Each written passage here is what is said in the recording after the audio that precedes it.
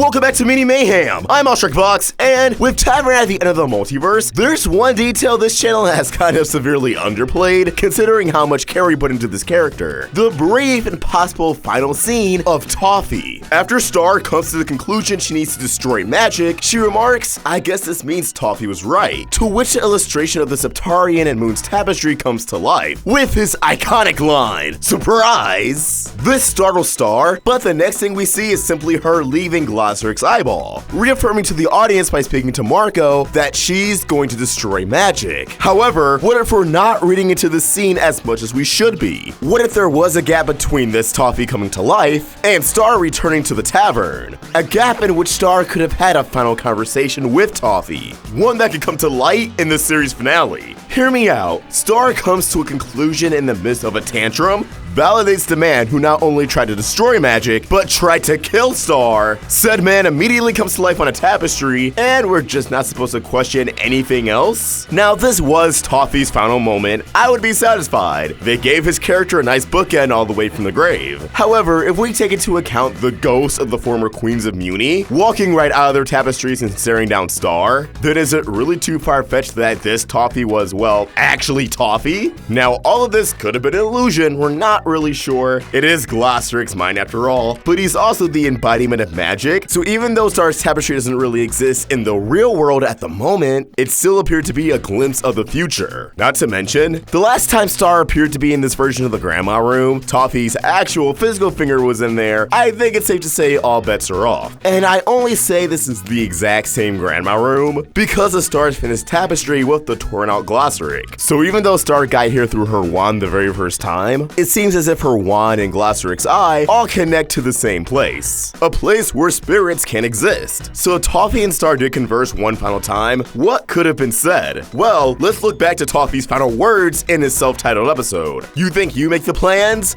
I do. Only I know how this all turns out." And then he was flattened like a pancake. So perhaps Toffee initially just began to gloat for a second, telling Star, "I told you, only I know how this all turns out. Magic will be rendered useless regardless of what you do." Which would probably propose a question, how did Toffee know all of this? And well, he was inside of the wand, connected to the realm of magic, and assumably other parts of magic itself for a very long time. If we go off this fabricated grandma room, magic can apparently allow you to see into the future. Case in point, Star's tapestry. So while he was inside Ludo's makeshift wand, Toffee could have saw the fate of magic, and would have simply assumed it was because of his own doing, which in a way is kind of true. Moon initially tried to kill Toffee with Eclipse's magic, the same magic that's now corrupting the magic dimension, which will be Star's final conflict. So yeah, Toffee kind of knew all along how this would turn out. But I like to imagine afterwards,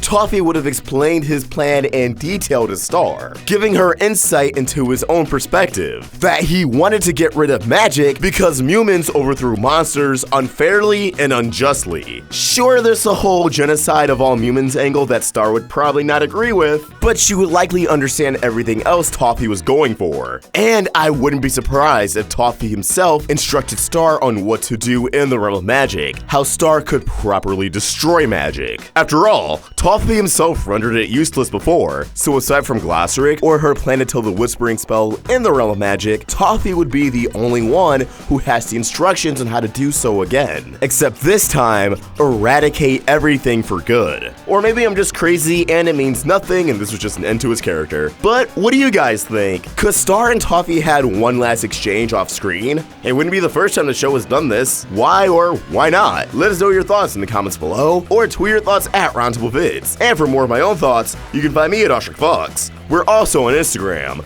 Help the Roundtable grow by either becoming a member of the channel or supporting us over at Patreon. Link in the description. If you enjoyed this video, please throw it a like and subscribe to the Roundtable for more great cartoon content. Thank you for watching, and I hope you have an awesome day. Fox, signing out. Hey everyone, just letting you know over a pre-recorded message that we will be at MomoCon 2019. We'll be there all 4 days, but I know what you're thinking. What about the panels? And to that, my friend, I have an answer. Friday at 2:30 will be on the channel Frederator panel, talking about our experiences as content creators. Then on Saturday at 4 p.m., we have the first ever animation showcase with a bunch of other content creators in the cartoon community. Cosmodore, Robotaxi, Nintendo, Saberspark, you name it. We'll be showing off a bunch of animated projects, such as Hazbin Hotel, whose creator will also be there, Long Gone Gulch, Amoda and Nepson, and more. And yes, we will be showing exclusive footage you cannot see anywhere else. Well, I mean, until the actual panel, where I'm sure it'll be live streamed and you can, but you guys get the point. After that, our final panel will be Saturday at 7. Another Steven Universe with the fam of this panel. Us, Mackenzie Atwood, Slice of Otaku, Rose's Universe, and Michaela Deese, the voice of Amethyst. Oh yeah, did I mention this TV Universe cast will be there? Zach Callison, Dee Magnahall, Michaela Dietz, and Estelle. Well, Estelle's only gonna be on Thursday, but Estelle. Get hyped for MomoCon, guys. It's so close, and I have a feeling it'll be one of the best years yet. Hope to see some of your beautiful faces there.